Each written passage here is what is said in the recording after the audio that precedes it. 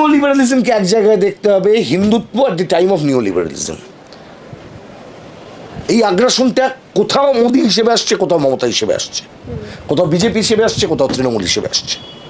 It's a question of neo liberalism at the time of মানে Hindutva at the time of neo liberalism, Hindutva of neo liberal era, যেটাকে corporate communal নেক্সাসের মধ্য দিয়েই আপনি বিচার করতে পারবেন। যে কোনো রাজনীতিতে যে কোনো এরাকে তো বিশ্লেষণ করতে হয়।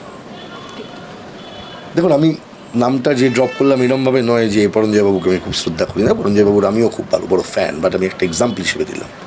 আমি ওনার দু একটা জায়গা দেখছিলাম, উনিও হঠাৎ করে দেখছি যে কথায় বার্তায় মানে যে থার্ড স্পেসটাকে আমি কয়টা দেবো না,